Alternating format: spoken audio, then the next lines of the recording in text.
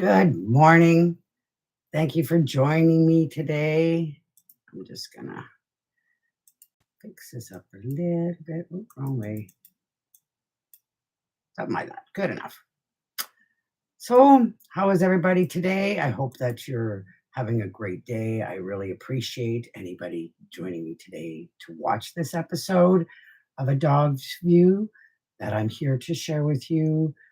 Every Friday, I love to take a few minutes to explore the dog's world as our dogs experience it. Because when we understand their view, everything makes a lot more sense. Today's episode is called More Aware, Not More Bad. Because so often, when dogs suddenly start reacting to things they've always ignored before, people assume there's something wrong with the dog. But dogs are dynamic. They grow, they mature, their instincts wake up, and their awareness shifts. All of that can change their behavior, sometimes very dramatically. Dogs aren't always static creatures who just stay the same year after year. They develop emotionally and neurologically, just like we do. And each life stage brings new experiences, new sensitivities, and new challenges, new awareness of the world around them, especially in young dogs, anywhere from 6 months, or even before that, and up to 2 or 3 years. We can see behavior changes because their genetics are turning on and they're noticing different things. Their world gets bigger, their instincts sharpen, they get more in tune to them, and suddenly they notice things they've never noticed before. This is normal. A common story that happens often, that I hear often and have experienced many times. So, not long ago, I worked with a young dog who had been completely easygoing, never reactive, never extremely alert, but he moved. But as he moved into the next developmental stage, all of a sudden things changed. He began reacting to noises that he had never reacted to before. A door slam, a footstep outside, some wood being moved outside. Maybe somebody's doing something with hammering. These things never used to seem to bother him before, and all of a sudden he's reacting to it. And this isn't misbehavior. This is development. This was genetics waking up. And on top of that, he had lots of stress going on in his life, visiting guests, changes in routine, less sleep. Just like us, dogs are more sensitive when their stress loads are increasing. I helped this family slow down and understand what was truly happening. We focused on staying calm, staying calm when he noticed something, reducing his overall daily stress, being aware of these stressors and what was going on and how it was affecting him, learning his body language. That really helps to know these early signs of anxiety, of discomfort, of not feeling safe or afraid or unsure. When you learn their body language, it really helps. And then using Mr. Rogers' hack, you can I help them calmly talk about naming things. I love helping people and explaining that the more matter of fact you make life and make it no big deal, the more it can help them to process it and accept it and not react so much to it. They will look at you. So, really using the Mr. Rogers hack and explaining the world in simple ways, in calm ways, can really help them feel safe.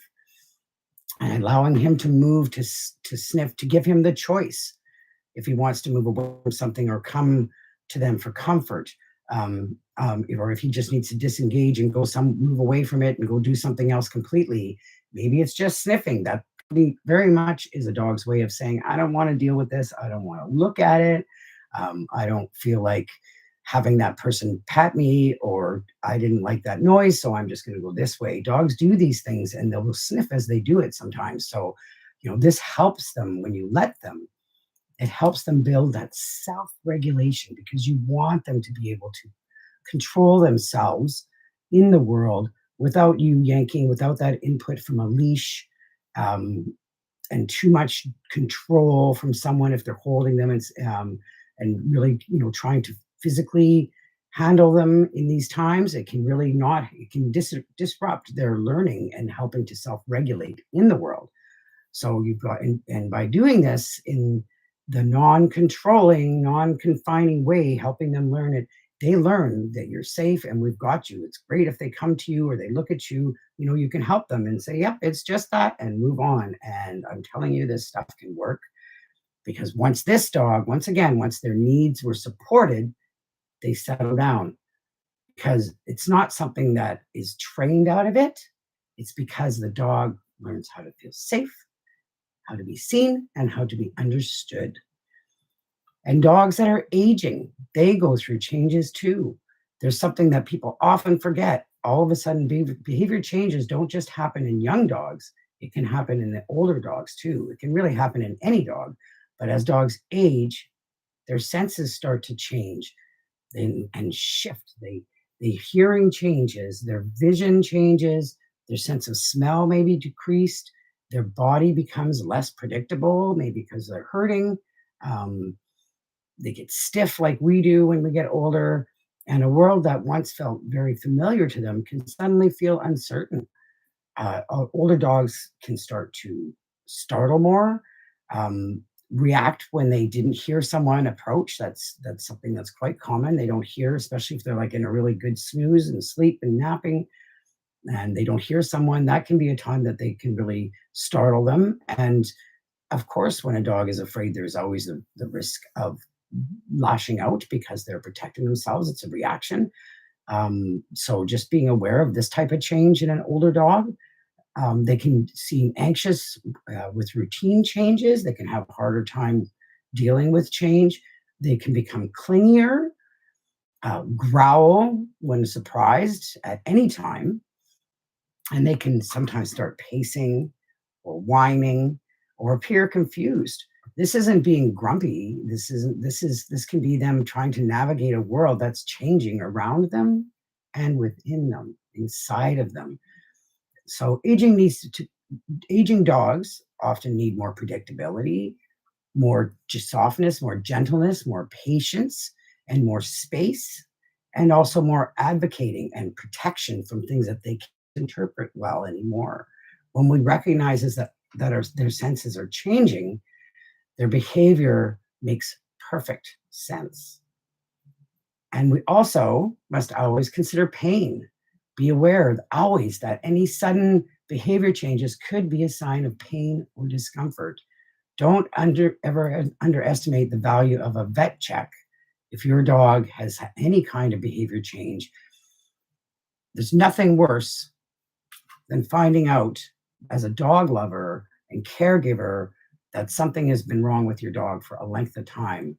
And dogs will not come out and tell you that they've had have a toothache. They will actually, sometimes you can find out a year or two later. They really don't tell you sometimes that there's this pain, and it's not until it gets worse or obsessed, or starts maybe affecting the other ones, whatever it is, affecting the nerves more, then they might start having problems when they eat or get grumblier. So never underestimate the value of having a veterinarian check out your dog.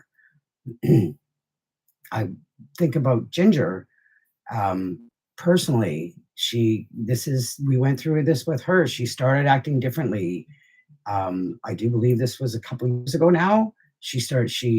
And this taught me when something was wrong with her, but she started acting differently. She was reacting to the other dogs and very kind of grumbly and growling at them more. She became more vocal. She didn't want the other dogs coming around her as much. She definitely was pulling herself away from interactions and would just leave rather than staying in the room, especially when the other dogs were around. And then when we took her to get her dental, she had far more teeth that were bad. This happened to Herbie too. Herbie is almost the same story.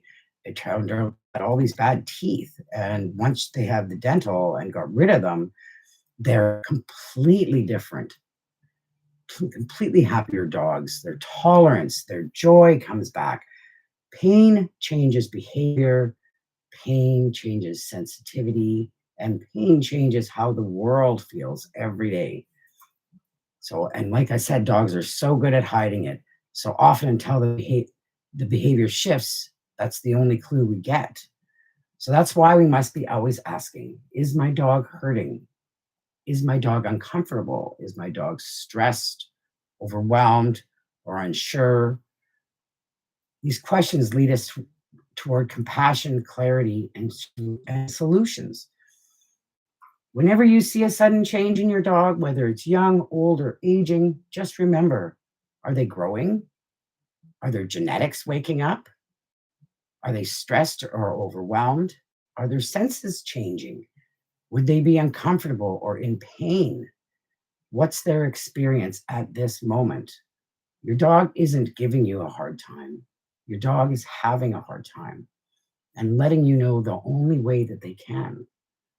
So when we listen, we help them live the good life that they deserve. If your behavior has suddenly changed, or your dog has become less tolerant and miserable or grumpy, because sometimes people describe their dog as being a little bit grumpy, or Ginger often doesn't, she always to this day still kind of growls when the others come around her. You can just tell by the look in her face and the way she gives them the side eye, and sometimes a little bit of a lip look at them. She doesn't want them around. She'll just look at them and look away. Like sometimes it's small, subtle things. But when these increased, even though she was always a little bit grumpy, but when that grumpiness increased and that reactivity increased, that's when there was a change. Maybe your dog will just become more withdrawn, which she was also doing too. Maybe sleep more, less active, not eating as much, and you're not sure why. This is exactly the kind of work I do. I help families understand deeper reasons behind behavior so they can support dogs with kindness, clarity, and confidence. You can book a call with me anytime. The link is below. I thank you for watching and for joining me today. Give your dog a gentle scratch for me. Share this episode with anybody who has a dog that their behavior has changed and would like some help with that, because often there is a way to help them. And sometimes it's not nearly what you think. But first, we have to find out what's going on and understand it. Then the solutions often become very clear. I'll see you next Friday for an episode of A Dog's View.